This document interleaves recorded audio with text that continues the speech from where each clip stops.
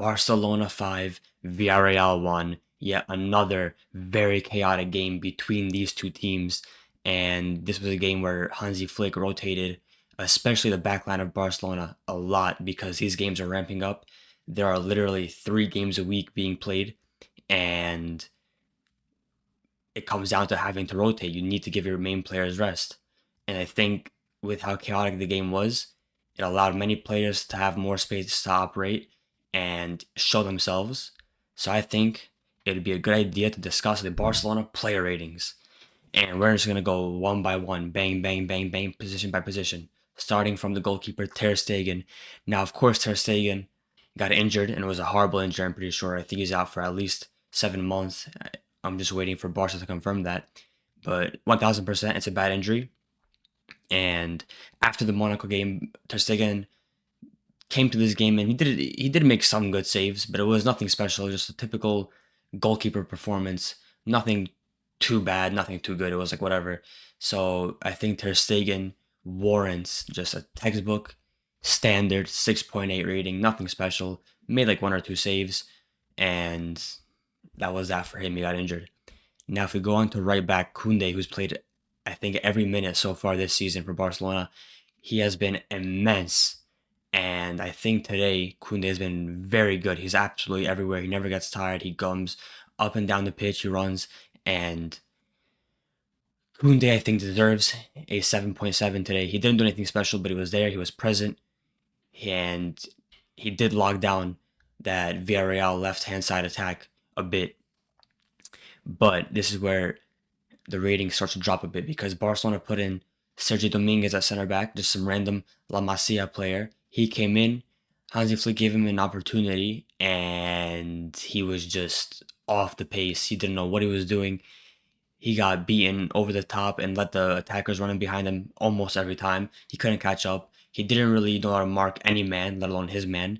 And it was a 5.6 rating for him. It wasn't good. He was very below par, and he was one of the few players who got a chance today that really didn't do much. It was just like, okay, like you're here, you made a couple mistakes, but you did absolutely nothing good. So what'd you actually do here?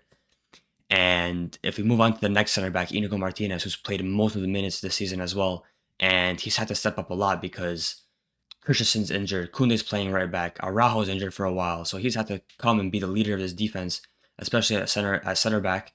And I think he's been very good this season. But today he was also good, and he was the only defender today for Barcelona who was actually getting crosses out, other than Koundé, of course. He was getting crosses out, he was clearing balls, he was marking players, and I think he did very well.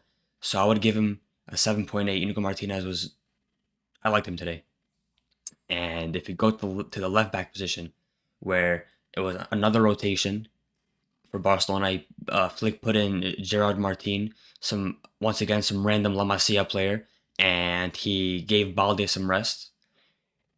And he just like Dominguez, he didn't really do much. He didn't make as many mistakes as Dominguez did, but he just didn't. He didn't know where to be. He looked once again off the pace. You could tell the difference between these first team players and La Masia players or B team players who are decent. They're not anything special. They have some talent, but it's nothing of note. And Martin was just there. He was present at left back. He didn't do anything special. He was just present. He was there. He made some passes into the middle. It was whatever. And I think he just gets a standard 6.4 rating. Standard, nothing. He didn't do anything of note. I forgot he was even playing, to be honest. So that's him, 6.4, whatever. And if you go into the DM positions, where Flick once again opted for an Eric Garcia and Pedri double pivot. And Garcia, to be honest, today, yeah, fair enough, he's playing out of position, but he didn't do anything special. And he was actually a bit mistake prone. He didn't really give any security to the midfield or to the defense. He was just whatever. And he made some mistakes here or there, but other than that, he was just there. So I'd give him a 6.2. He was just whatever. You could tell it's a makeshift CDM. And if we move on to the other pivot position, Pedri. Now Pedri I like a lot. Pedri because even when he doesn't do anything insane, maybe he's not scoring, maybe he doesn't give an assist, which he did anyways, but he is a player now who's reached a level where you know what you're gonna get from him. You know the standard of player you're gonna get from him, and I think that he is someone that is so fun to watch, even when he doesn't do anything special. And you know the control you're gonna get in the midfield.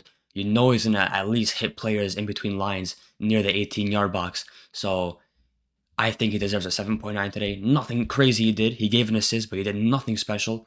But you know what you're getting from him, and he knows how to play the sport well. He's a midfielder that Barcelona needs at all times. So Pedri 7.9, I liked him.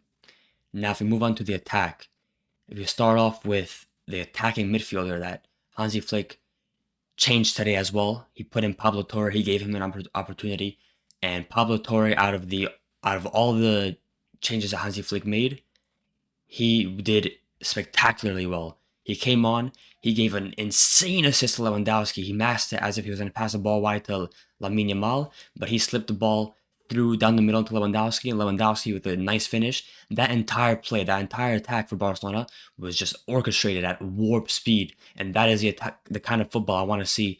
Not just from Barcelona, any team that plays entertaining football, that's what I want to see from them. Warp speed attack, fast, effective, and direct.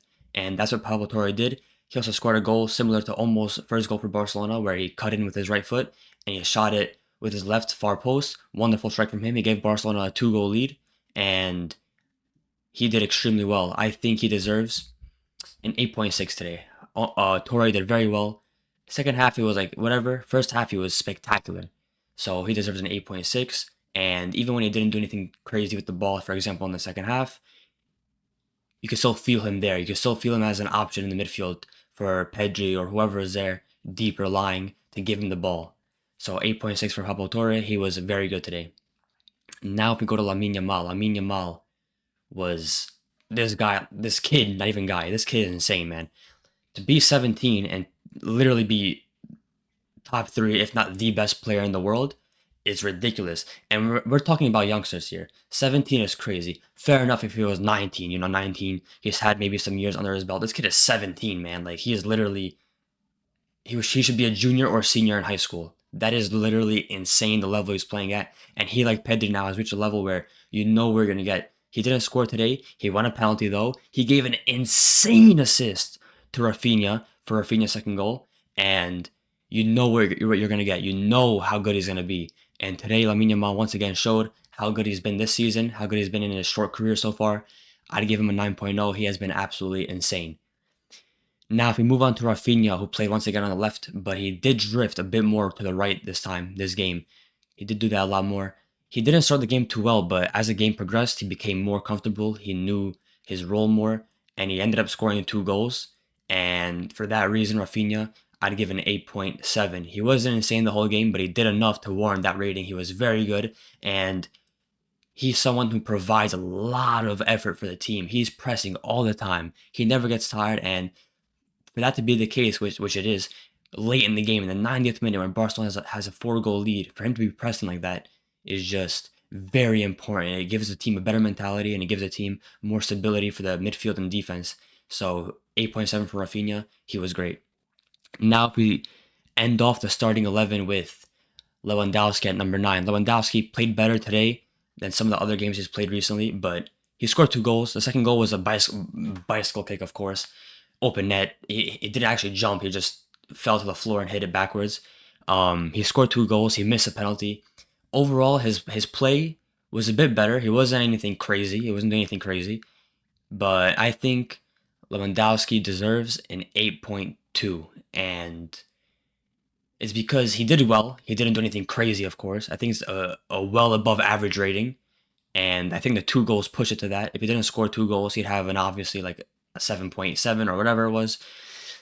But just another good performance for Lewandowski. More goals on the board for him. He's now the Pichichi leader. And it's nice to see. And if we move on now to the subs, starting with Iñaki Peña. Iñaki Peña now, he's getting more opportunities again, like he did last year when Ter Stegen got injured. This time he's probably going to have more time to try and prove himself, unless Barca signs an emergency keeper now or in the winter. He came on and he was actually pretty decent. Usually he's woeful, but he made some decent saves. He didn't do anything crazy because Barca either conceded goals that were offside, so he didn't have to really do much, or they just Villarreal shot balls that were like whatever. And I'd give him like a 7.2. He made some saves. He performed a bit better than Ter Stegen. He instilled a bit more security, but it was nothing crazy. And the next sub, Kubarsi. Kubarsi came on, and he provided, once again at 17, 18 years old, whatever he is, he provided more security to the defense. He took off that Dominguez guy, and Barcelona looked a bit better in the defense there. And he didn't do anything crazy, but he was there. He put passes through into the midfield. He played better defensively. He marked his men more, and I think he deserves a standard 6.8 rating. Nothing crazy, just above average, but nothing special from Kubarsi.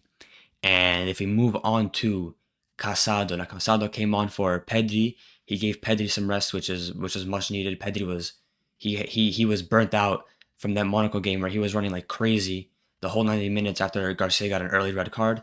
And Casado came on, and he was very good today. He provided more stability in the midfield. He was winning a lot of loose balls, a lot of 50-50 challenges. He was doing very well. He was a good passing option. He gave some good passes, and I think he did well enough to warrant a 7.2 rating. Once again, nothing crazy, but he came on and he did his job very well. And if you go on to Pau Victor, the fourth sub, he came on and it was like whatever, like just an attacking sub. Give Pablo Torre some rest.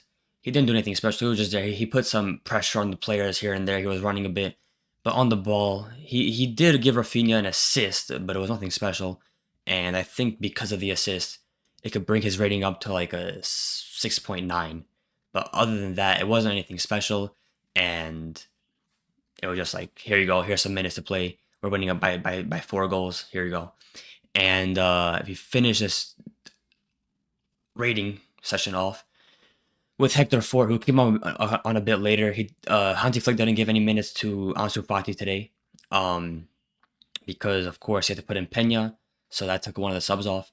But he put in Hector Fort late, give him some minutes. Nothing special. He just came on, made a bad pass, made a good pass. He was just there. He was just an option at right back.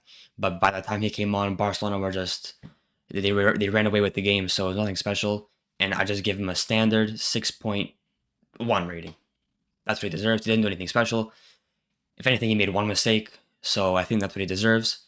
And that's about it for the ratings today. Once again, Barcelona absolutely dominated Villarreal. Now, Villarreal did score more goals. Barca got a bit, not even fortunate, but they played that high line well. They got a lot of offside calls in their favor. And it was another game where the attack was just spectacular. 5 goals again. Lamine Yamal, Rafinha, Torre, and Lewandowski all on the score sheet. Absolutely dominant in the attack. And it's certainly fun to watch. Hopefully they can convert this form into the Champions League. Obviously, the Monaco game, whichever way that went, thank you, Ter Stegen, was unfortunate. And hopefully they can reverse that. But that's it for now. Hopefully you guys enjoyed this video. I'll do more ratings depending on the interactions on this video, depending on if people comment. Let me know your thoughts, and I'll see you guys next time.